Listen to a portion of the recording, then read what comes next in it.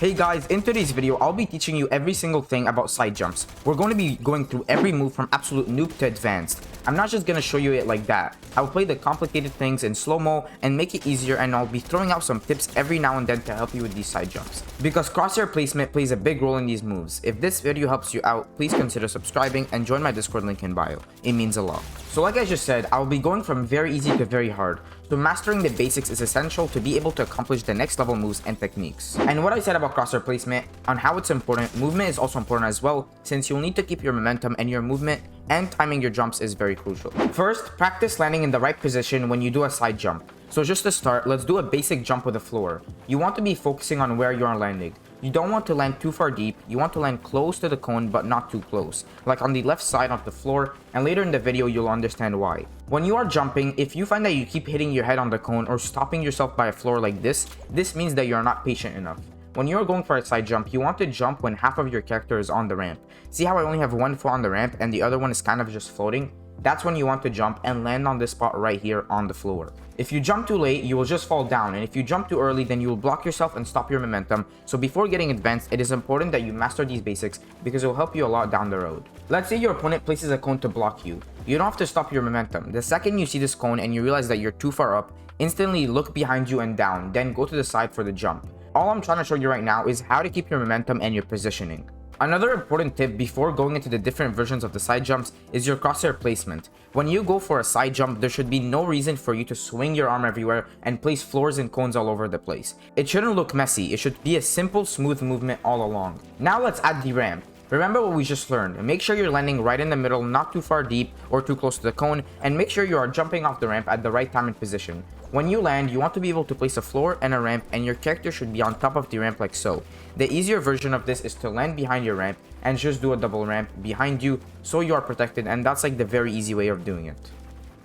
Remember that anything like this will take time, so if you are finding that you are having trouble hitting them consistently, then just practice because it can be a little tricky at first, but here's a very good way to practice it. And I just call it infinite side jumps because essentially what you're doing is this. You are placing a ramp and a cone, going for a side jump, then once you land on your ramp, you're going to look down, place another cone, then just repeat. Side jump, place a cone, side jump, place a cone, and you keep going. This will really be helpful if you're trying to be consistent. Also, when you are trying to do infinite side jumps, make sure you are landing on the side where you want to jump off next. So in the beginning, I was saying how you kind of want to be positioned in the middle. Well, when you are planning to do multiple side jumps, then you should be landing on the side where you are planning to jump to. See how I am positioned on the right side because I am planning to jump to the right for my next jump.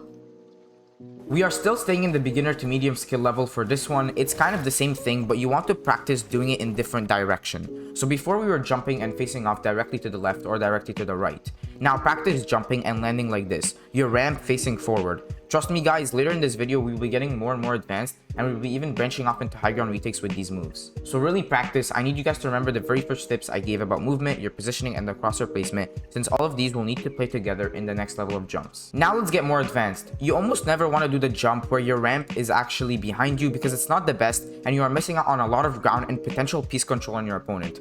Almost every single time you side jump, doing this elevated jump is a million times better. But if you do this, you don't have any protection behind you. You can easily just get shot out. So when you're going for the jump, place two walls like so, do the elevated jump, and then from there you can double ramp up and boom. You now have protection and you are one level up, allowing you to get high ground much easier. So here it is in slow-mo. Pay attention to my crosshair and where I am landing as I'm doing this.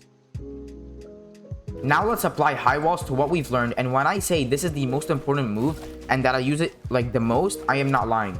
So as you're jumping, look back and place walls all around like so, and make sure you flick your wrist up so you can place these walls very high up like so. Then catch yourself with a floor, then a ramp. Here it is again in slow-mo. The reason this is so good is because it allows for a lot of different options. You can edit a window and try to cone your opponent, or go into different styles of high ground retakes. So here's one retake utilizing the high walls. I'm gonna show it fast, then break it down slowly.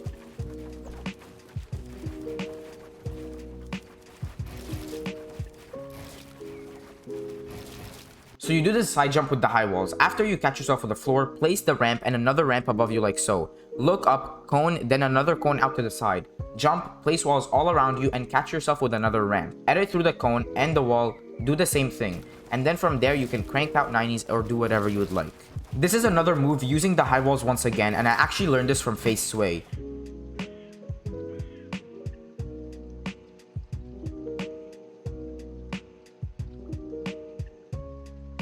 Tip number 11 is another variant of the side jumps, and this is how you do a protected forward side jump. Here it is in slow motion. Here's a more complicated side jump, and this one is actually hard to do, so you might need to spend some time in creative if you want to get it down, but here it is in slow motion.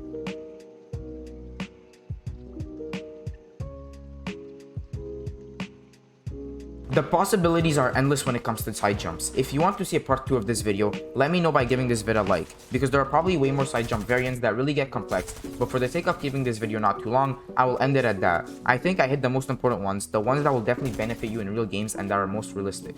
I feel like the extremely complex ones just use a lot of maths and are completely useless for in-game purposes, but let me know if you want to see a part 2. If this video helped you out, please consider subscribing and don't forget to join my Discord. All links will be in the description. I appreciate you all and thank you so much for watching. I'll see you all next time.